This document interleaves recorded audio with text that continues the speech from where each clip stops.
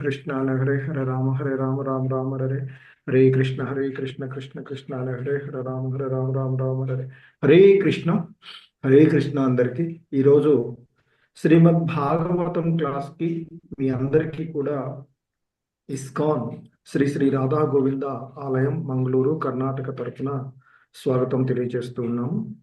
హరే కృష్ణ. ఓం నమో భగవతే వాసుదేవాయ. ఓం నమో భగవతే వాసుదేవాయ. ఓం నమో భగవతే వాసుదేవాయ. ఓం నమో భగవతే వాసుదేవాయ. ఓం నమో భగవతే వాసుదేవాయ. ఓం నమో భగవతే వాసుదేవాయ. నారాయణం నమస్కృత్య నరం చైవ నరోత్తమం. నారాయణం నమస్కృత్య నరం చైవ నరోత్తమం. దేవీం సరస్వతిం వ్యాసం తతో జయముదీరయేత్. దేవీ సరస్వతీ వ్యాసం తో జయముదీరయేత్. నష్టప్రాయేష్వభద్రేషు నిత్యం భాగవత సేవయా.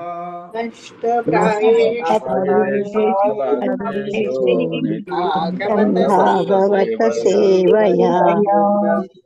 భగవతి ఉత్తమ శ్లోకే భక్తిర్భవతి నైష్టికీ. భగవతి ఉత్తమ శ్లోకే భక్తిర్భవతి నైష్టికీ. హరే కృష్ణ. సో శ్రీమద్ భాగవతము 3వ స్కందము యథాస్థితిలో ఉన్నటువంటిది. సో ఈ యథాస్థితి అనేటువంటి 3వ స్కందము ఏదైతే ఉందో ఇది మనకి ఈ పుస్తకము 2 భాగాలుగా ఉన్నటువంటిది. మొదటి భాగంలో 1వ అధ్యాయం నుండి 16వ అధ్యాయం వరకు ఉన్నటువంటివి. ఆ తర్వాత ఈ 2వ భాగంలో అధ్యాయం 17 నుండి 33వ అధ్యాయం వరకు ఉన్నవి. సో దీనిలో మనము ఇప్పటి వరకు 29 అధ్యాయాలను పూర్తి చేసుకున్నటువంటి ఇది. సో నిన్నటి వరకు మనము చూసినటువంటి 29వ అధ్యాయమైనటువంటి కపిల భగవానుల వారి చేత ఆ భక్తి యోగ వివరణము అనేటువంటి ఆయన ఆ అధ్యాయంలో తెలియచేసినటువంటి అంశాలను మనము అవగాహనం చేసుకున్నాము. ఇస్కాన్ వ్యవస్థాపక ఆచార్యులైనటువంటి శ్రీల ప్రభుపాదుల వారి యొక్క భాష్యము ద్వారా కపిల భగవానుల వారు బోధించినటువంటి బోధనలను, తన తల్లి అయినటువంటి దేవహుతికి ఆయన బోధించినటువంటి బోధనలను మనము చూసినటువంటివి. మరి అంతకుముందు అధ్యాయాలలో ముఖ్యంగా కపిల భగవానుల వారి యొక్క బోధనలు అంటే కర్దమముని సన్యాసాన్ని స్వీకరించిన తర్వాత 25వ అధ్యాయంలో మొదటగా భక్తి యోగ మహిమను ఆయన తెలియచేయడము, ఆ తర్వాత 26వ అధ్యాయంలో భౌతిక ప్రకృతి యొక్క ప్రధాన తత్వాలను ఆయన తెలియచేసినటువంటి అంశాలు, ఆ తర్వాత 27వ అధ్యాయంలో ప్రకృతి యొక్క అవగాహనము, 28వ అధ్యాయంలో భక్తి యోగానుష్ఠానమును గూర్చి ఆ కపిల భగవానుల వారు వివరించినవి, ఆ తర్వాత మనము ఇంతవరకు నిన్నటి వరకు చూసినటువంటి ఆ 29వ అధ్యాయంలో భక్తి యోగాన్ని గురించి ఆయన వివరించినటువంటి అంశాలను చూసాము. ఆ క్రమంలో సమస్త తత్వ సిద్ధాంతాల యొక్క చరమగమ్యాన్ని, అలాగే ఆ కపిల భగవానులు వారు పలికినటువంటి అంశాలు, అలాగే రజోగుణమయ భరితమైనటువంటి భక్తి, సత్వగుణ భక్తి, తమోగుణ భక్తి అంటూ, అలాగే విశుద్ధ భక్తి, తర్వాత భక్తుడు ఆ స్వధర్మాన్ని నిర్వహించాలి అనేటువంటి అంశాలను, అలాగే శ్రీ విగ్రహారాధము అనేటువంటిది భక్తుని యొక్క ధర్మము అంటూ, అలాగే భక్తుడు భక్తి రహితుల సాంగత్యాన్ని విడవడాలి అనేటువంటి అంశాలు, అలాగే పరమాత్ముడు సర్వత్రా వ్యాపించి ఉన్నాడు అని, అలాగే భేదబుద్ధి కలిగిన వాడు మనశ్శాంతిని పొందడు అనేటువంటి అంశాన్ని, అలాగే వివిధ తరగతులకు సంబంధించినటువంటి జీవజాతుల విధానాన్ని, జీవ పరిణామ సిద్ధాంతాన్ని మనము చూసినటువంటివి. అలాగే వివిధ తరగతులకు సంబంధించినటువంటి జీవులే కాదు, మానవులలో ఉండేటువంటి వర్ణాశ్రమ విధానాలలో ఉండేటువంటి వారు, అందులోనూ బ్రాహ్మణులు తుమ్లని, అందులో బ్రాహ్మణులకు మళ్ళీ వేదాలను అధ్యయనం చేయడము, వేదాధ్యయనమును అవగాహన చేసుకోవడము, అవగాహన చేసుకున్న అంశాలను అనువర్తింప చేయడము, అలాగే ఆ అనువర్తింప చేసేటువంటి వాళ్ళు కూడా భక్తిని కలిగి ఉండడము. సో మరి ఇక భక్తుడు సర్వజీవులకు గౌరవాన్ని వసుగుతాడు అనేటువంటిది, మరి కాలం అంటే విష్ణు భగవానుడే అనేటువంటి అంశము. ఇక చివరిగా మనకి తెలియచేసినటువంటిది ఆ విరాట్ పురుషుని యొక్క దేహ విస్తరణ మనకి గత అధ్యాయంలో తెలియచేయబడినటువంటి అంశాన్ని మనం చూసినటువంటిది. ఇక ఈరోజు మనము చూసేటువంటి అధ్యాయానికి వచ్చినట్లయితే ఈరోజు అధ్యాయం పేరు మనకి అంటే 30వ అధ్యాయము, 3వ స్కందము యథాస్థితిలోని 30వ అధ్యాయము అయినటువంటి కపిల భగవానుడు చేత విపరీత కర్మల యొక్క వర్ణనము అనేది ఇందులో మనం చూసేటువంటిది. సో అందులో ముఖ్యంగా కాలం యొక్క ప్రబల శక్తి, బద్ధజీవులు నారకీయ సుఖమున ముదమునందుదురు అనేటువంటిది, ఆసక్తుడైనటువంటి గృహమేది సంసారమునే పడి ఉండడము అనేది, మూర్ఖుడు గృహస్థుడు మృత్యువుకు సన్నద్ధమగుట, అలాగే లౌకికుల దయనీయమైనటువంటి మృతి, నేరస్తుడు యమరాజు చెంతకు కొనిపోబడుట, అలాగే ఈ లోకమునందు నరకయాతనలు అనేటువంటి విపరీత కర్మలను మనకి ఈ అధ్యాయంలో తెలియచేస్తూ ఉన్నటువంటి అంశాలుగా మనము చూసేటువంటివి. మరి వాస్తవానికి మనము శ్రీమద్ భాగవతం గురించి చూసినట్లయితే, మరి ఈ ప్రస్తావన భాగవతాన్ని గురించి మనకు వచ్చినట్లయితే ఇంతకు ముందు కూడా మనం చెప్పుకున్నటువంటిది, మరి భాగవతాన్ని ఎంతో శ్రద్ధతో ఏదో కాలక్షేపానికి చదివేటువంటి విధానము కాదు ఇది. మన జీవన విధానాన్ని, ఆ భగవంతుడితో మనకున్నటువంటి సంబంధాన్ని ఎలా కొనసాగించుకోవాలి అనేటువంటి అంశాలను తెలియచేసేటువంటి ఈ భాగవతం. సో మనం ఎప్పటికీ గుర్తుపెట్టుకోవలసినటువంటి అంశము శ్రీమద్ భాగవతము మొదటి స్కందము 3వ అధ్యాయము 43వ శ్లోకంలో చెప్తూ ఉంటుంటాము. చెప్పబడినటువంటి అంశం, ధర్మ జ్ఞానాదులను కూడినటువంటి శ్రీకృష్ణ భగవానుడు తన స్వధామమునకు నిష్క్రమించిన పిమ్మట సూర్యుని వలె తేజోవంతమైన ఈ భాగవత పురాణము ఉదయించినది అని చెప్పబడినటువంటిది.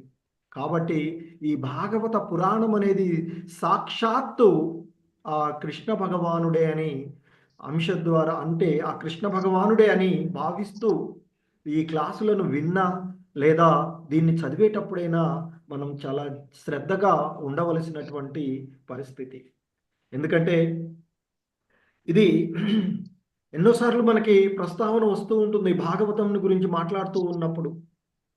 మరి ధర్మ జ్ఞానాదులతో కూడి ఆయన అవతారాలు ఆయన తీసుకునేటువంటి పరిస్థితులలో వచ్చినటువంటి విషయానికి సంబంధించిన అంశాన్ని పూర్తి చేయగానే తిరిగి తన స్వధామానికి వెళ్తాడు.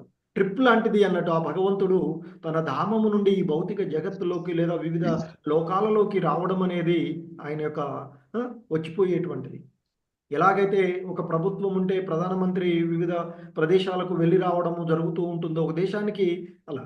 సో మరి ఈ మొత్తం జగత్, ఈ సృష్టిలో ఉండేటువంటి ప్రతిదీ కూడా ఆయన ఆధీనంలోనే ఉన్నదని మనం తెలుసుకున్నటువంటిది.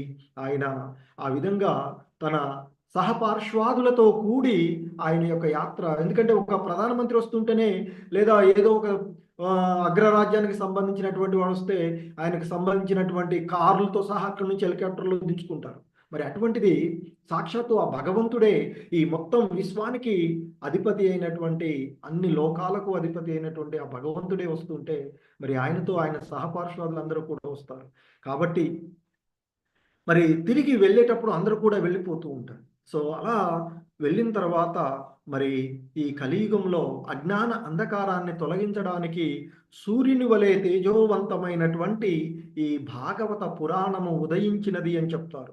కలియుగమునందు అజ్ఞాన గాఢాంధకారం చేత దృష్టి లోపించినటువంటి మానవులకు ఈ పురాణము వెలుగును ఇస్తుంది.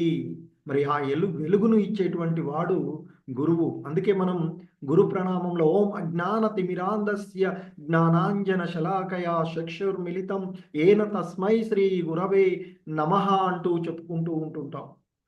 సో మరి ఆ జ్ఞానాన్ని ప్రసాదించేటువంటి, ఎందుకంటే ఈ కలియుగంలో అజ్ఞాన అంధకారంలో ఉండేటువంటి గాఢ అంధకారం, మామూలు అంధకారమే కాదు, గాఢమైనటువంటి అంధకారం చేత మన దృష్టి లోపించి ఉన్నటువంటిది. అంటే మన యొక్క వాస్తవిక ధర్మాన్ని తెలుసుకోలేనటువంటి పరిస్థితి. తెలుసుకుందామని ప్రయత్నం చేస్తున్నా మన చుట్టూ ఉన్నటువంటి అజ్ఞానులు, తమోగుణ స్వభావులు, రజోగుణ స్వభావులు మనల్ని ముందుకు పోకుండా లాగేటువంటి పరిస్థితులు కూడా ఉంటుంటాయి. కనుక మరి భాగవతాన్ని మరొకసారి మీకు గుర్తు చేస్తున్నాము. ఇది ఆ సాక్షాత్తు ఆ భగవంతుడే అనేటువంటి అవగాహనతో ఈ భాగవత పురాణాన్ని శ్రవణం చేయడం కానీ అధ్యయనం చేయడం కానీ చేయండి. హరే కృష్ణ.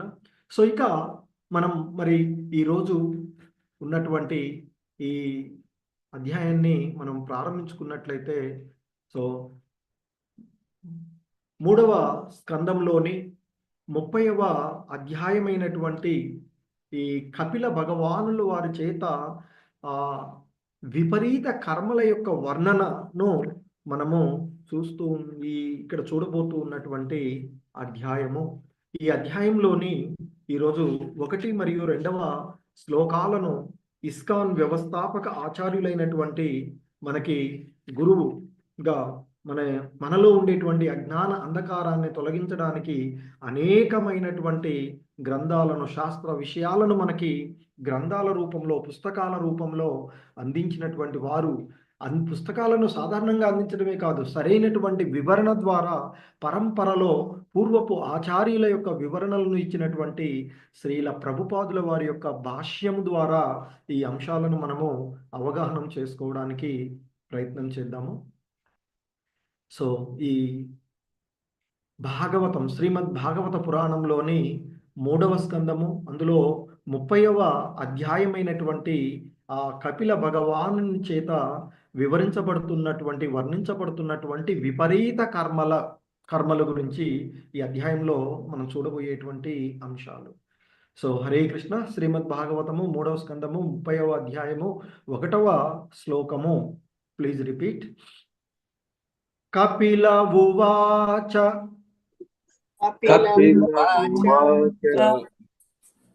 తస్యైతస్య జనో నూనం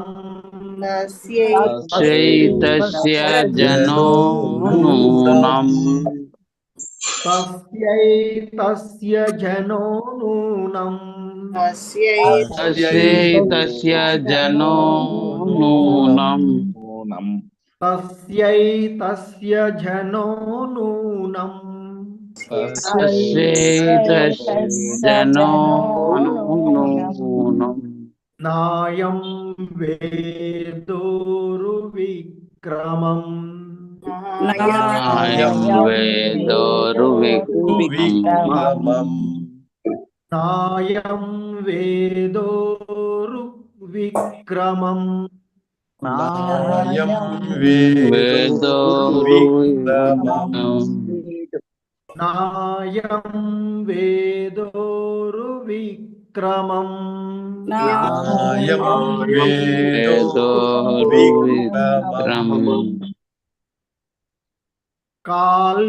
కాల్యమానోపి బలినో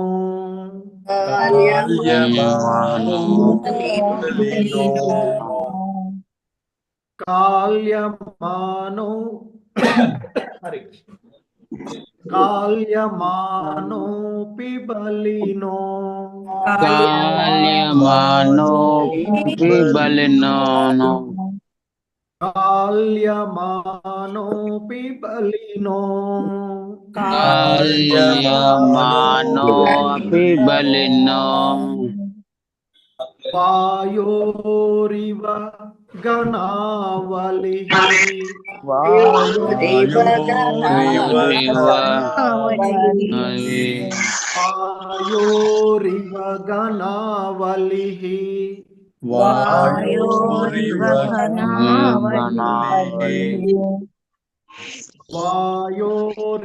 గణావలిః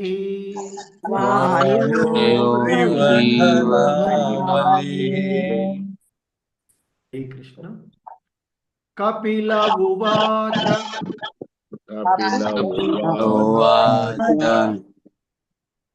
తస్యైతస్య జనో నూనం తస్యైతస్య నూనం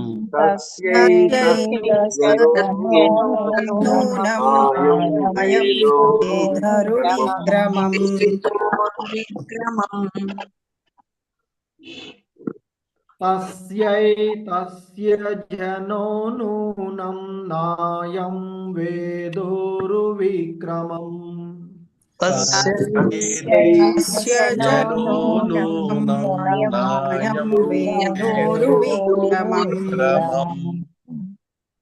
కాల్యమానోపి బలినో వాయుర్వలిః కాల్యమానోపి బలినో వాయోరివ గణావలిః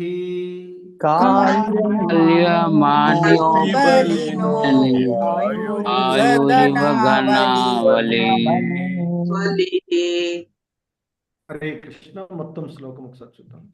కపిల ఉవాచ తస్యైతస్య జనో నూనం నాయం వేదోరువిక్రమం కాల్యమానోపి బలినో వాయోరివ గణావలిః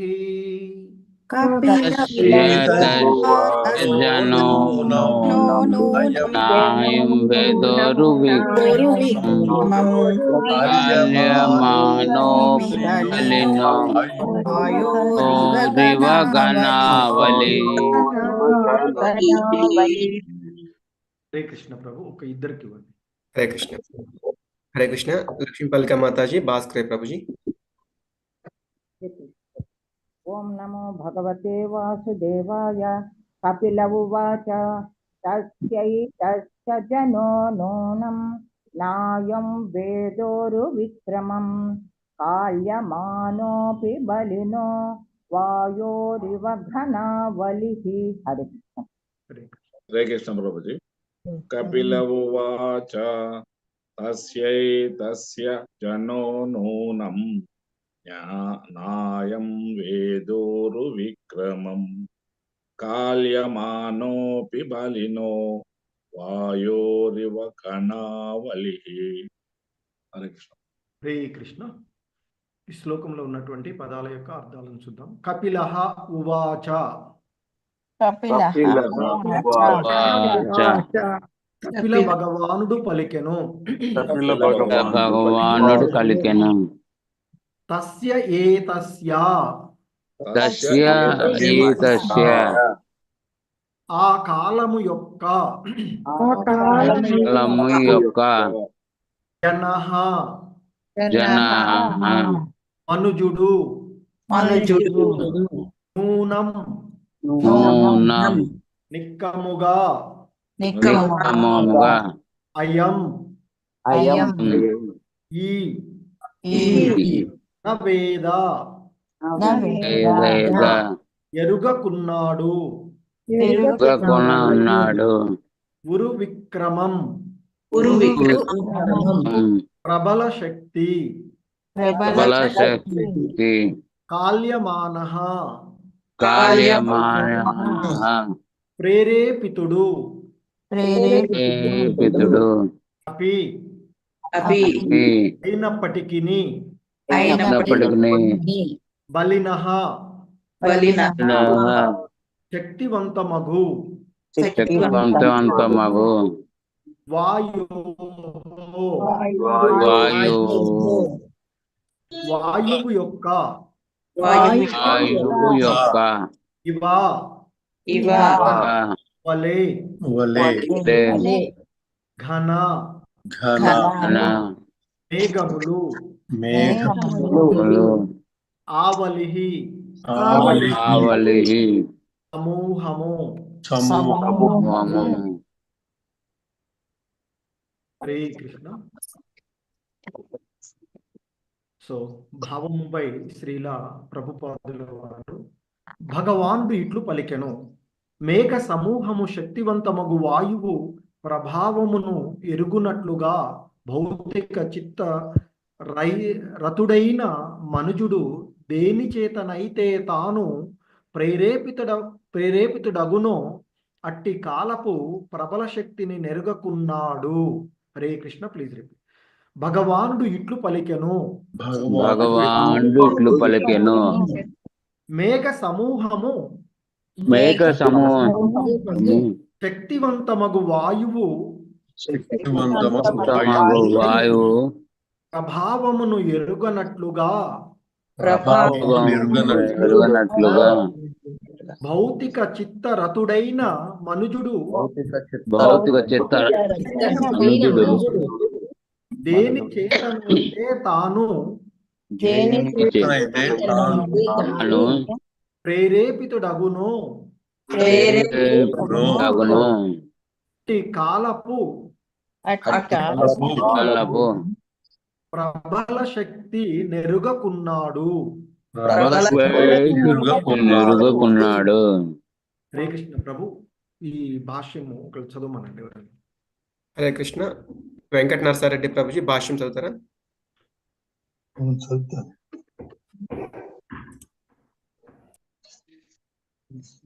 హరే కృష్ణ. హరే కృష్ణ.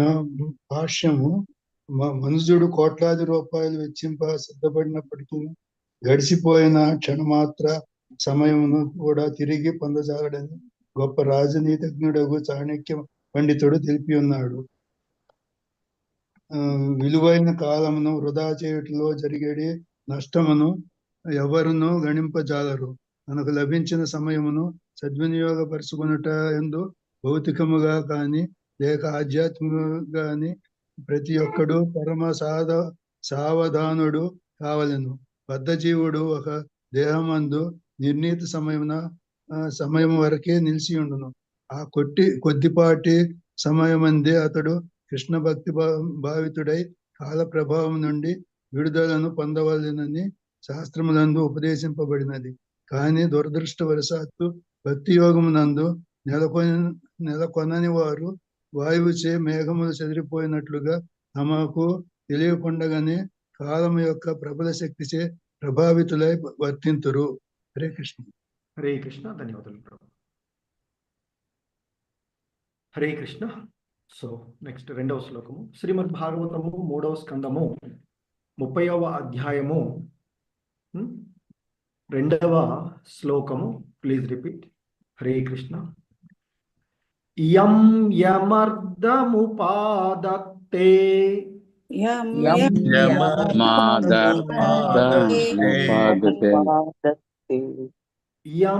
యమర్దముపాదత్తే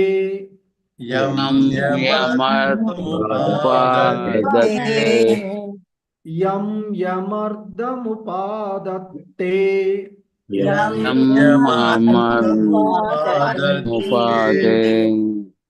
దుఃఖేన సుఖహేతవే దుఃఖేన సుఖహేతవే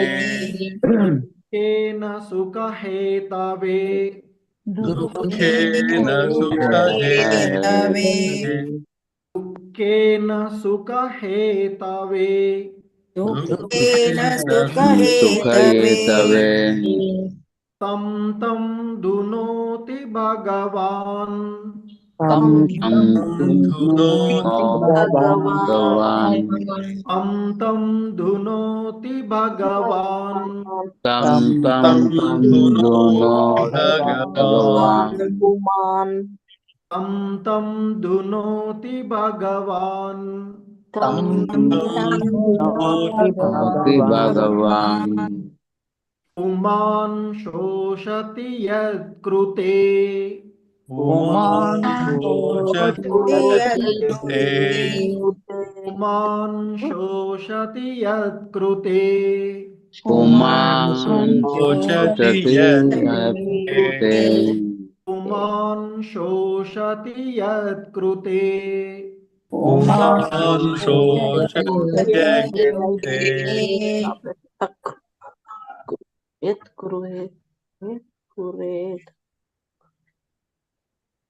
यं यमर्थमुपादत्ते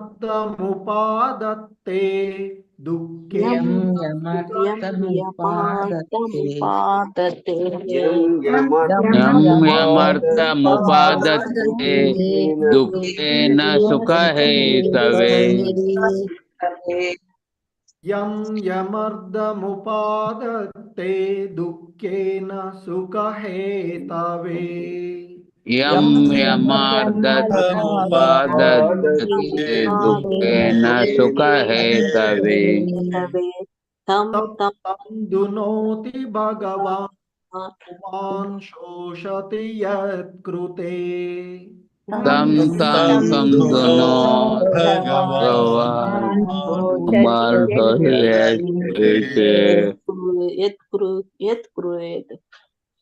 तं दुनोति भगवान् पुमान् शोषति यत्कृते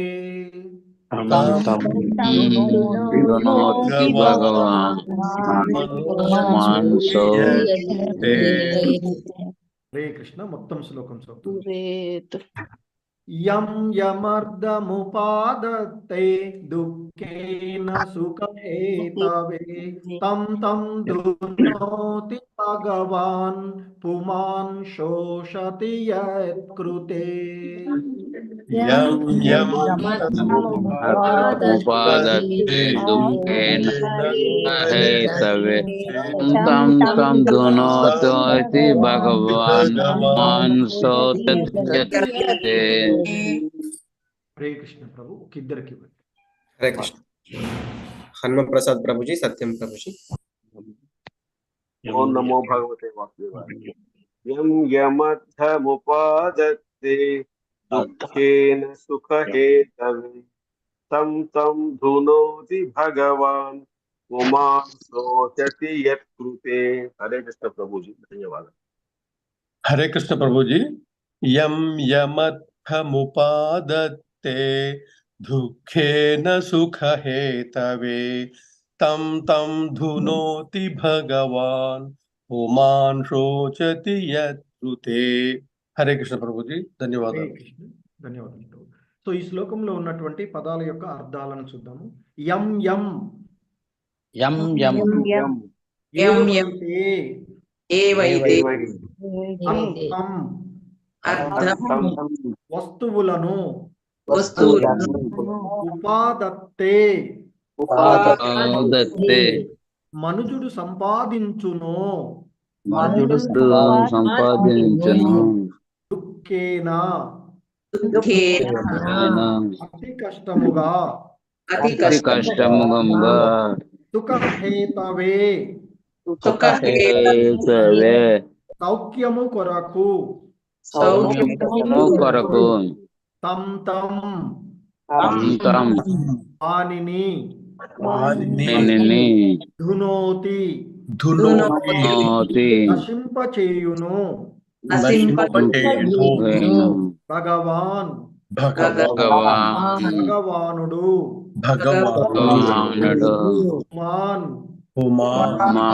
మనుజుడు శోషతి శోకించును శోకించును యత్కృతే యత్కృతే యత్కృతే కారణమున ఆ కారణమున హరే కృష్ణ భావము నామమాత్రముకు సౌఖ్యము కొరకు లౌకికుడు గొప్ప కష్టముతోనూ పరిశ్రమతోనూ సంపాదించిన వానిని కాలరూపమున భగవానుడు నశింపచేయును. ఆ కారణముచే బద్ధజీవుడు మిగుల శోకించును. హరే కృష్ణ. Please repeat. నామమాత్రమగు సౌఖ్యము కొరకు మాత్రమగు సౌఖ్యము కొరకు లౌకికుడు గొప్ప కష్టముతోనూ పరిశ్రమతోనూ సంపాదించిన వానిని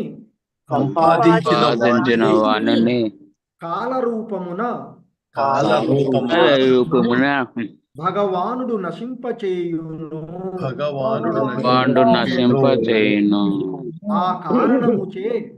ఆ కారణముచే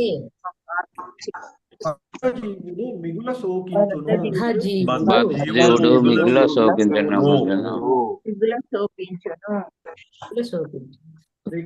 రామకృష్ణ ప్రభు భాష్యం చదువుతారా? హరే కృష్ణ ప్రభు. ఎస్ ప్రభు. నీరజా మాతాజీ ప్రభుజీ చదవమంటారా? హరే కృష్ణ. ఓం నమో భగవతే వాసుదేవ. భాష్యము. శ్రీ కృష్ణ భగవానుని ప్రాతినిధ్యమగు కాలము యొక్క ముఖ్య కార్యము సమస్తమును నశింపచేయుటయే. భౌతిక చైతన్య యుతులగు లౌకికులు ఆర్థికాభివృద్ధి పేరిట పలు వస్తువులను సృష్టించుటయందే నిమగ్నులై ఉందురు. భౌతిక అవసరములను తీర్చుట ద్వారా జనులు సుఖవంతులు కాగలరని వారు తలుతురు.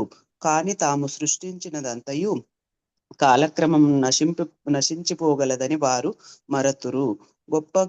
గొప్ప కష్టముతోనూ పట్టుదలతోనూ పెక్కు శక్తివంతమగు సామ్రాజ్యములు ఏర్పరచబడినప్పటికీ కాలక్రమం అవి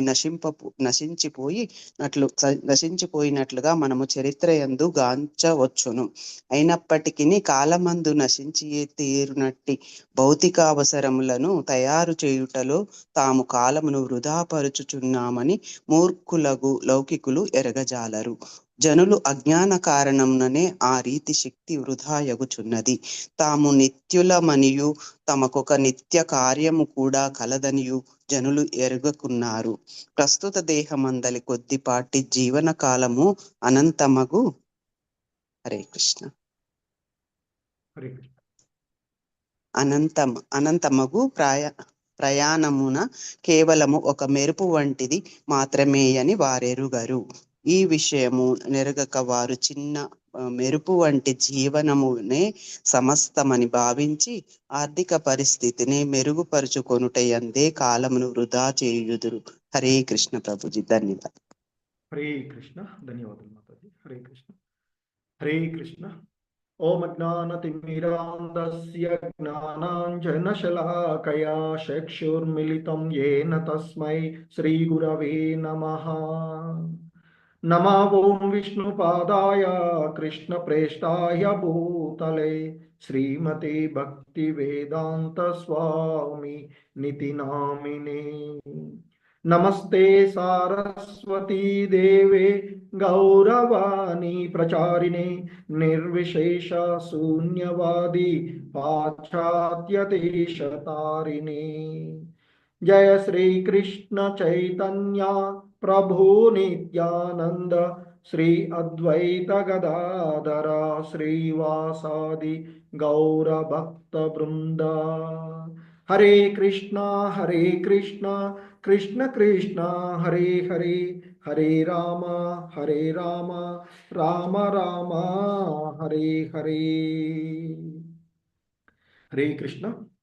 సో మనము ఈ 30వ అధ్యాయమైనటువంటి దీనిలో ఆ విపరీత కర్మలను గురించి కపిల భగవానుల వారు యొక్క వర్ణనము మనము చూడబోయేటువంటిది. అందులోనూ ఈ మొదటి 3 శ్లోకాలలో కాలం యొక్క ప్రబల శక్తిని గురించి ఆ కపిల భగవానుల వారు తెలియచేస్తూ ఉన్నటువంటి అంశాలను మనము చూస్తూ ఉన్నాం. సో మరి మొదటి శ్లోకంలో ఆ కపిల భగవానుల వారు చెప్తూ ఉన్నటువంటి అంశం, కపిల భువాచ తస్యైతస్య జనో నూనం నాయం వేదోరు విక్రమం కాల్యమానోపి బలినో వాయోరివ గణావలిః. సో మరి ఆ కపిల భగవానుల వారు ఈ విధంగా చెప్తూ ఉన్నటువంటి అంశము ఇక్కడ తస్య ఏతస్య అంటే కాలం యొక్క ఆ కాలం, ఇంతకుముందు కాలము మనకి పూర్వపు అధ్యాయం చివరిలో కాలం గురించి, కాలము ఆ విష్ణు భగవానుడే అనేటువంటి చెప్పినటువంటి విషయం. మరి ఆ కాలం యొక్క ప్రభావము ఈ జన అంటే మనుజుడు తెలుసుకోలేకుండా ఉన్నటువంటి విషయాన్ని ఇక్కడ మనకు తెలియచేస్తూ ఉన్నటువంటి చెప్తున్నటువంటి ఈ శ్లోకం యొక్క భావము మనకి ఇక్కడ శ్రీల ప్రభుపాదులు వర్తున్నటువంటిది, మేఘ సమూహము శక్తివంతమగు వాయువు ప్రభావము నెరుగనట్లుగా. సో మరి భౌతిక చిత్తరతుడైనటువంటి మనిషి దేని చేతనైతే తాను ప్రేరేపితుడవుతున్నాడో అట్టి కాల ప్రభావమును అతడు వెరుగకున్నాడు అనేటువంటి విషయాన్ని చెప్తున్నారు. నవేద ఇక్కడ అంటే చెప్తున్నటువంటి ఎరుగకున్నాడు. తస్యై తస్య జనోనూనం నాయం వేదోర్. సో మరి ఇక్కడ ఆ మేఘం ఏదైతే ఆ మేఘాల యొక్క సమూహం ఏదైతే ఆ శక్తివంతమైనటువంటి వాయువు యొక్క ప్రభావాన్ని ఎరుగనట్లుగానే మరి ఈ భౌతిక చిత్తరతుడైనటువంటి భౌతిక అంశాల యందు చిత్తాన్ని కలిగి ఉన్నటువంటి వాడు, అంటే ఈ భౌతిక అంశాల ఎడ అనురక్తుడైనటువంటి వాడు, ఆసక్తిని కలిగి ఉన్నటువంటి మనిషి తాను దేని చేతనైతే ప్రభావితమవుతూ ఉన్నాడో మరి ఆ విషయాన్ని, అటువంటి ఆ కాలం యొక్క బలమైనటువంటి శక్తిని అతడు తెలుసుకోలేకుండా ఉన్నాడు అనేటువంటి విషయాన్ని ఇక్కడ మనకి చెప్తూ ఉన్నారు. ఎందుకంటే ఈ భౌతిక జగత్తులో ఎన్నెన్నో అంశాలు, ఎన్నో వెలుగుతూ ఉండేటువంటి అంశాలను చూస్తూ ఉంటుంటాం జీవుల్లో. అంటే ఈ దేహానికి మనకు వచ్చేటువంటి సౌందర్యమైనటువంటి దేహం కానివ్వండి, ఏదైనా కానివ్వండి, కొంతకాలం మాత్రమే నిలిచి ఉండేటువంటి విషయాన్ని. సో మరి ఇక్కడ శ్రీల ప్రభుపాదుల వారు భాష్యంలో మనకు తెలియచేస్తూ ఉన్నటువంటి అంశము, మనిషి కోట్లాది రూపాయలు హెచ్చించి మరి అటువంటి ఆ కోట్లాది రూపాయలను హెచ్చింపు సిద్ధపడినప్పటికీ కూడా గడిచినటువంటి క్షణ మాత్ర సమయమునైనా కూడా తిరిగి అతడు పొందజాలడు అని మనకి గొప్ప ఆ రాజనీతి యజ్ఞుడైనటువంటి చాణక్య పండితుల వారు చెప్పినటువంటి విషయాన్ని గుర్తు చేస్తున్నారు. మరి ఎవరైనా ప్రయత్నం చేయండి, ఎంత హెచ్చించినా కానీ, ఎన్ని కోట్లాను కోట్లు హెచ్చించినా ఒక్క క్షణకాలాన్ని కూడా మనం తిరిగి, గడిచినటువంటి కాలాన్ని తిరిగి మనము పొందలేనటువంటిది గడిచినటువంటి కాలం. కనుకనే కాలమును చాలా చక్కగా మనము వినియోగించుకోవాలి అని చెప్తూ ఉంటుంటారు. సో మరి ఈ కాలం మనకి వచ్చేటువంటి పరీక్ష ఈ జీవితంలో మనకి శ్రీల ప్రభుపాదుల వారు భాష్యంలో చివరి 2వ శ్లోకం భాష్యంలో చెప్పారు, మనము ఏదో మనం ఇక్కడ ఉండి ఈ దేహంతో ఇక్కడ ఉండేటువంటి ఈ జీవితం ఏదో శాశ్వతమైనదిగా భావించి మన విషయాన్ని మర్చిపోతున్నాం. కానీ మనం ఆకాశంలో మనం చూస్తాం, మన కాలక్రమంలో మెరుపు ఎంత క్షణకాలమే ఉంటుంది. అదేవిధంగా మరి ఈ కాల ప్రభావంలో మన యొక్క జీవితము, అది మనదైనా దేవతలైనా ఇంకెవరి జీవితమైనా ఒక మెరుపు మెరిసినటువంటి సమయం లాంటిదే. అలాంటి దాన్ని మనమేదో శాశ్వతమని భావిస్తూ ఉన్నట్లుగా చెప్తున్నారు. కాబట్టి విలువైనటువంటి కాలమును వృధా చేయడంలో జరిగేటువంటి నష్టాన్ని గురించి మనం తెలుసుకోలేకుండా ఉన్నాం. ఎందుకంటే ఎప్పటికైనా ఎవరికైనా మనం చెప్పామనుకోండి, భగవద్గీత చదవండి, లేదా ఆలయానికి రండి, కృష్ణ భగవాన్ని పూజించండి, మొక్కోండి అని చెప్పామనుకో, ఇప్పుడేం తొందర వచ్చింది వాడు చదువుకొని, లేకపోతే వాడు ఇంకా అనుభవించాల్సినటువంటి 4 రెగ్యులేటివ్ ప్రిన్సిపల్స్ పాటించమన్నాం అనుకోండి, ఇప్పుడేనా మనం ఏదైనా చెప్పామనుకో, ఇప్పుడు మనకి కొంత ప్రభావం ఎలా ఉంటుందంటే, ఒకవేళ కొంత మనం లేట్లోనే తెలుసుకొని విషయాలకు వచ్చాం అనుకోండి. ఇప్పుడు చెప్పారు మీరైతే అప్పటిదాకా అన్ని అనుభవించారు, కానీ ఇప్పుడు ఏదో చెప్తున్నారు ముసలితనానికి వచ్చినాక అంటారు పిల్లలు కానీ ఎవరైనా చూస్తే. కానీ మరి అది తెలుసుకోలేనండి అజ్ఞాన అంధకారంలో ఉండడం వల్లనే ఈ విధంగా జరుగుతూ ఉన్నటువంటిది. సో కాబట్టి మరి ఆ కాల ప్రభావాన్ని తెలుసుకోలేక ఏమనిపిస్తుంది, ఏమొద్దు ఉద్యోగం విరమణ అయిన తర్వాత కొంచెం ముసలమైన తర్వాత అప్పుడు ఎలాగో వేరే పనులు చేయం కదా, అప్పుడు హరే కృష్ణ హరే రామ అనుకుంటూ మీరు చెప్పినట్లు భగవద్గీత లేదా భాగవతమో తీసి చదువుతాము, లేదా ఇతర వేదాలు లేదా ఉపనిషత్తులో తీసి చదువుతాము, లేదా రామాయణమో భారతం తీసి చదువుతాము, కానీ ఇప్పుడు మమ్మల్ని వదిలేయండి అనేటువంటి వాళ్ళని చాలా చూస్తాం. అంటే కాల ప్రభావాన్ని గురించి తెలుసుకోలేకుండా, అంటే ఏమో నేను ఎప్పటిదాకో బతుకుతాను అని అంటాం. ఇవాళ ఉండి రేపు క్షణకాలం, రేపు గంట తర్వాత ఏం జరుగుతుందో కూడా తెలుసుకోలేనటువంటి మనము ఎప్పుడో 50 సంవత్సరాల తర్వాత లేదా 60 సంవత్సరాల తర్వాత నేను హరే కృష్ణ అంటాను అని అంటే ఎలా సాధ్యమవుతుంది? సో కాబట్టి మనకు లభించినటువంటి సమయాన్ని సద్వినియోగపరచుకోవడం కొంత యందు అది భౌతికంగా కానీ ఆధ్యాత్మికంగా కానీ ప్రతి ఒక్కడు కూడా సావధానుడై పరమ సావధానుడై కావాలను అని చెప్తున్నారు శ్రీల ప్రభుపాదుల వారు. ఎందుకంటే మళ్ళీ జన్మ మానవ జన్మ వస్తుందో లేదో, ఆ పరిస్థితులు ఎలా ఉంటాయో లేదో తెలియదు. కాబట్టి అవకాశం లభించినప్పుడే దానిని సద్వినియోగపరచుకోవాలి అని చెప్తూ ఉంటుంటారు. మరి బద్ధజీవుడు ఒక దేహమందు నిర్ణీత సమయం వరకే నిలిచియుండును, ఆ కొద్దిపాటి సమయమందు అతడు కృష్ణ భక్తు భావితుడై, అంటే కృష్ణ చైతన్యంలో నిమగ్నం కావాలి అని చెప్తున్నారు. కృష్ణ భక్తి భావితుడై కాల ప్రభావం నుండి విడుదలను పొందవలనని శాస్త్రాలయందు ఉపదేశించబడిన అంశాన్ని తెలియచేస్తున్నారు. కానీ ఎంత తెలియచేస్తూ ఉన్నా దురదృష్ట శావత్తు భక్తి యోగమునందు నెలకొనని వారు వాయువు చేత మేఘములు చెదిరిపోయినట్లుగా, మేఘాలు ఆకాశంలో కనిపిస్తూ ఉంటాయి, అన్ని దట్టమైన మేఘాలు ఉన్నాయి, ఒక గాలి వచ్చిందనుకోండి చల్లా చెదిరైపోతాయి ఎటు అటే. సో మరి ఏ విధంగా అయితే మరి వాయువు చేత మేఘాలు చెదిరిపోతూ ఉన్నట్లుగా తమకు తెలియకుండానే కాలం యొక్క ప్రబల శక్తి చేత ప్రభావితులై మనము ప్రవర్తిస్తూ ఉన్నాము అనేటువంటి చెప్తున్నారు. ఇంకా చెప్తున్నారు కపిల భగవానుల వారు, యం యమర్ధముపాదతే దుఃఖేన సుఖహేతవే తం తం ధునోతి భగవాన్ పుమాన్ శోషతి యత్కృతే. సో ఇంకా ఆయన చెప్తూ ఉన్నారు, ఇవన్నీ కూడా తన తల్లి అయినటువంటి దేవహూతికి వివరిస్తూ ఉన్నటువంటి, ఆమె అడిగినది కదా. మరి సో ఇక్కడ మరి ఆ నామమాత్రమైనటువంటి సౌఖ్యం కొరకు ఈ భౌతిక జగత్తులో ఉండే ఏదైనా అశాశ్వతమైనటువంటిది, మరి అటువంటి ఆ నామమాత్రమైనటువంటి ఆ సౌఖ్యం కొరకు లౌకికుడు గొప్ప కష్టంతోనూ పరిశ్రమతోనూ సంపాదించిన వానిని కాలరూపమున భగవానుడు నశింపచేయును, ఆ కారణం చేత బద్ధజీవుడు మిగుల శోకించును.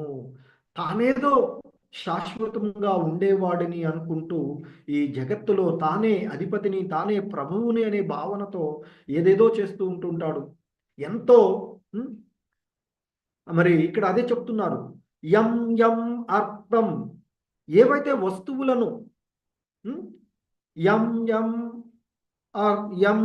అర్థం ఉపాదత్తే, ఉపాదత్తే అంటే మనుషుడు తన జీవిత కాలంలో సంపాదిస్తూ ఉంటుంటాడో, ఎలా దుఃఖేన సుఖహేతవే అంటే దుఃఖేనంటే అతి కష్టంగా, ఎంతో కష్టపడి ఏదైనా ఒక విషయాన్ని మనం చేయాలి అంటే ఎంత కష్టపడాల్సి వస్తూ ఉంటుంటుంది కదా. మరి దేనికోసం అంటే సౌఖ్యము కొరకు ఎంతో కష్టపడుతూ ఉంటుంటాడు. నేను సుఖంగా ఇప్పుడు కూడబెడితే భవిష్యత్తులో సుఖంగా ఉంటాను, లేదా ముసలితనంలో బాగా సౌఖ్యంగా అన్ని సుఖాలను అనుభవించవచ్చు అనే భావనతో ఉండేటువంటి తం తం దునోతి, మరి తం తం అని అంటే వాటిని, దునోతి అంటే నశింప చేస్తూ ఉన్నాడు. ఎవరు? భగవానుడు. అలా భగవానుడు వాటిని కాలరూపంలో నశింప చేస్తూ ఉన్నప్పుడు మరి పుమాన్ శోషతి యత్కృతే. సో ఆ విధంగా యత్కృతే అంటే ఆ విధంగా జరిగినందుకు, అంటే ఆ భగవానుడు వాటిని నశింప చేసినందుకు మరి ఆ మానవుడు పుమాన్ శోషతి, మానవుడు శోకిస్తూ ఉన్నాడు. సో ఏదైనా మనం బాగా మమకారాన్ని పెంచుకున్నాము, అది పోయిందనుకోండి, తానే పోయినట్లుగా భావిస్తాము అని అంతకుముందు శ్లోకాలలో కూడా కపిల భగవానుడు వారు చెప్పినటువంటివి. అలాగే శ్రీల ప్రభుపాదుల వారు మనకి భాష్యంలో చెప్తున్నారు, శ్రీకృష్ణ భగవానుని ప్రాతినిధ్యమైనటువంటి కాలం యొక్క ముఖ్య కార్యము సమస్తమును నశింపచేయుటయే. ఈ కాల ప్రభావము అనేటువంటిది భగవద్గీతలో కూడా ఆయన చెప్తారు, నేను ఈ సమస్తాన్ని హరింప చేయడానికి వచ్చినటువంటి మృత్యు రూప కాలమును అని చెప్తారు. మరి సో కాబట్టి ఇక్కడ శ్రీల ప్రభుపాదుల వారు భాష్యంలో మనకి చెప్తూ ఉన్నటువంటి శ్రీకృష్ణ భగవానుని ప్రాతినిధ్యమైనటువంటి ఆయన యొక్క ప్రాతినిధ్యమైనటువంటి ఆయన యొక్క అంశగా ఉండేటువంటి కాలము ఈ కాలం యొక్క ముఖ్యమైనటువంటి కారణం సమస్తమును నశింపచేయుటయే అని ఇక్కడ మనకి చెప్తూ ఉన్నటువంటిది. భౌతిక చైతన్యయుతులు అయినటువంటి లౌకికులు ఆర్థికాభివృద్ధి పేరిట పలు వస్తువులను సృష్టించుట ఎందే నిమగ్నులయ్యుందురు. మరి భౌతిక అవసరాలను తీర్చుట ద్వారా జనులు సుఖవంతులు కాగలరని వారు తలతురు, కానీ తాము సృష్టించినదంతయో కాలక్రమమున నశించిపోగలదని వారు మరుతురు. సో మరి ఏదో సుఖజీవనము అనుకుంటూ అన్ని వివిధ రకాలైనటువంటి వాటిని తయారు చేస్తూ ఉంటాం. సో మనం చూస్తూ ఉన్నాం, ఇప్పుడు పూర్వపు వాతావరణం, మనం ఉండేటువంటి ఇళ్లలో ఉండేటువంటి సౌఖ్యాల గురించి కూడా చూస్తూ ఉన్నాము. ఏసీలు ఇప్పుడు ప్రతిదీ కూడా కాలక్రమంలో. మరి ఇవన్నీ ఎందుకు అవసరం వచ్చినవి అంటే, మనం ఏదో సుఖం అంటూ కాలక్రమంలో ఈ భౌతిక ప్రకృతి పైన మనం ఆధిపత్యం చెలాయించాలని ఈ ప్రకృతి యొక్క బ్యాలెన్సింగ్ చేయడం వల్ల అంతకుముందు వాళ్ళు జీవించలేదా, ఉన్నారు. కానీ ఇప్పుడు మనం ఎందుకు ఉండలేకపోతున్నామంటే ఈ ప్రకృతిలో కలిగిన మార్పులు, దానికి మనం చేస్తూ ఉన్నటువంటివే. సో కాబట్టి అదే ఇక్కడ చెప్తూ ఉన్నటువంటి అంశం. మరి భౌతిక అవసరాలను తీర్చడం ద్వారా జనులు సుఖవంతులవుతారు అని అనుకుంటున్నారు. అందుకే భౌతికమైనటువంటి విషయాలన్నింటినీ సృష్టిస్తూ ఉన్నారు. కానీ కాలక్రమమున అవన్నీ నశించిపోతాయి అనేటువంటి మనం చూస్తాం. ఎన్నో ఫ్యాక్టరీలు, ఎన్నో రకాలైనటువంటివి కాలక్రమంలో ఇప్పుడు మరుగున పడినటువంటి వాటిని చూస్తున్నాం. ఇప్పుడు ఎంతో గొప్పగా ఉన్నవి అనుకునేవి రేపటి కాలంలో అవి కూడా మరుగున పడిపోయేటువంటివి. ఏది కూడా ఈ భౌతిక జగత్తులో సృష్టించబడినది ఏది కూడా శాశ్వతంగా ఉండనటువంటిది. కానీ శాశ్వతంగా ఉండేటువంటిది ఆ భగవానుడు అంతకుముందు చెప్పినటువంటిది, ఆ భగవానుని యొక్క సేవకుడు, ఆ భగవానుకి చేసే సేవ, ఇవి మూడే శాశ్వతమని అంతకు ముందు కూడా మనకు చెప్పబడినటువంటి విషయాలు. అవి మర్చిపోయి ఈ భౌతిక జగత్తులో, మరి ఈ భౌతిక జగత్తు మనం మార్పు చెందడానికి ఒక శిక్షణాలయం వంటిది. ఎలాగైతే ఈ మానవ జీవన విధానంలో పౌర శాఖతో పాటు పౌర నిరోధక శాఖ కూడా ఉంటుంది కదా, జైళ్ళ శాఖలు ఉంటాయి.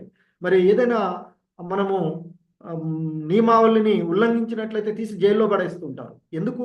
మార్పు చెందడానికి. అలాగే ఆధ్యాత్మిక లోకంలో నిత్యమైనటువంటి ఆనందాన్ని, సుఖాన్ని ఆ భగవంతుడితో సేవ చేస్తూ ఉండవలసినటువంటి మనం ఎందుకు ఇక్కడికి వచ్చామంటే ధిక్కార స్వభావం వలన. మరి ఈ భౌతిక జగత్తు అనేటువంటిది ఒక శిక్షణాలయం. తిరిగి ఆ ఆధ్యాత్మిక జగత్తుకు చేరుకోవడానికి ఒక శిక్షణాలయం. కానీ దాన్ని మరిచి ఈ కాల ప్రభావం చేత మనము నష్టపోతూ ఉన్నటువంటి విషయాలను ఇక్కడ చెప్తూ ఉన్నటువంటివి. సో మరి గొప్ప కష్టంతోనూ పట్టుదలతోనూ పెక్కు శక్తివంతమైన సామ్రాజ్యాలు ఏర్పరచుకున్నప్పటికీ కాలక్రమమున ఇవి నశించిపోయినట్లుగా మనం చరిత్ర యందు గాంచవచ్చు. సో చరిత్రలో ఎంతో మంది రాజులు సామ్రాజ్యాలను నిర్మించి మరి అవన్నీ కూడా కాలక్రమంలో నశించిపోయినటువంటి విషయాలను మనము చూడవచ్చు అని చెప్తూ ఉన్నారు. అయినప్పటికీ కాలమునందే కాలము అంటే ఇక్కడ చెప్తున్నట్టు, అయినప్పటికీ కాలమందు నశించే తీరునట్టి భౌతిక అవసరాలను తయారు చేయట్లో తాము కాలము వృధాపరుచుతున్నామని మూర్ఖులైనటువంటి లౌకికులు తెలుసుకోలేకుండా ఉన్నారు. మరి మనకు ఉపయోగపడేటువంటిది ఒక ఆధ్యాత్మికమైనటువంటి అంశాలే అనేటువంటి విషయాన్ని తెలుసుకోలేక ఈ మూర్ఖ జనులు ఇంకా ఈ భౌతికమైనటువంటి విషయాల ఎడే ఆసక్తులై ఉన్నారు అనేటువంటి విషయాన్ని చెప్తున్నారు. జనుల అజ్ఞాన కారణమునే ఆ రీతిగా శక్తి వృధా అవుతుంది. మరి ఈ శక్తినంతా కూడా మనం అనుకుంటున్నాం కదా, ఇప్పుడు నేను ఏదో కష్టపడి ఇది చేస్తా, కూడబెడతా, నా తరతరాల వాళ్ళకు కూడబెడతా. ఆ శక్తిని, ఆ విషయాన్ని మనము అదే విషయాన్ని భగవంతునికి వైపుకు ఉపయోగించుకున్నట్లయితే అది ఆ జీవుడిని ఉద్ధరించడానికి ఎంతో దోహదపడుతుంది అనే విషయాన్ని తెలుసుకోలేక మన సమయాన్నంతా, శక్తినంతా వృధా చేసుకుంటున్నాము అని చెప్తున్నారు. తాము నిత్యులమని, తమకొక నిత్య కార్యము కలదని జనులు ఎరుగకున్నారు. మరి అదే భగవద్గీతలో 2వ అధ్యాయంలో అర్జునుడికి కృష్ణ భగవానుల వారు బోధించినటువంటిది.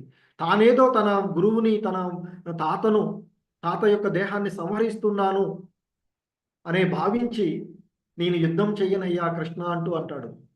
సో మరి ఆ అజ్ఞాన అంధకారం నుండి బయటపడవేయడానికి జగద్గురు కృష్ణ భగవానుడు భగవద్గీతను బోధించినటువంటి, సో ఆత్మతత్వాన్ని బోధిస్తారు అక్కడ. నీవు ఈ తాత్కాలికమైన దేహం కాదు, శాశ్వతమైన ఆత్మవు అనేటువంటి ఆత్మ జ్ఞానాన్ని బోధించి, ఆ జ్ఞానం ద్వారా అర్జునుడు మరి జగత్ విజేతగా నిలిచి ముక్తి అంటే తన యొక్క వాస్తవ స్వధర్మాన్ని నెరవేర్చుకున్నటువంటి వాడు అర్జునుడు. మరి అదే ఇక్కడ మనము ఈ దేహం కాదు, శాశ్వతమైనటువంటి ఆత్మలము అనేటువంటి భావాన్ని, మనకి మరి ఒక నిత్యమైనటువంటి కార్యం ఉన్నది. అదే ఆ భగవంతునికి సేవ చేయడము, నిత్య దాసుడుగా ఉండడము, దాసులుగా ఉండి సేవ చేసుకోవడము అనేటువంటిది. మరి ప్రస్తుత దేహమందలి కొద్దిపాటి జీవన కాలము అనంతమగు ప్రయోజనము కేవలము ఒక మెరుపు వంటిది. మన జీవితంలో ఆయన పోలుస్తూ ఉన్నారు ఇక్కడ. మన జీవిత కాలము మనం చూసేటువంటి కాలక్రమంలో ఆకాశంలో మెరుపు వచ్చి ఇట్లా చూసే లోపల మెరుపు వెళ్ళిపోతూ ఉంటుంది. అలాంటిదే అని వారు తెలుసుకోలేకుండా ఉన్నారు.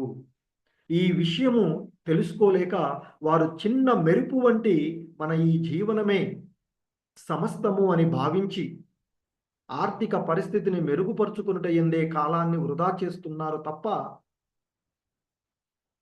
మరి భౌతిక జగత్తులో ప్రతి వాళ్ళు అలాగే, ఏం కూడబెట్టావయ్యా నువ్వు అని అడుగుతారు. ఎంత సంపాదించావు, వాడేదో సంపాదిస్తే వాడు ఏదో పెద్ద గొప్పవాడిగా భావనలో ఉంటుంది.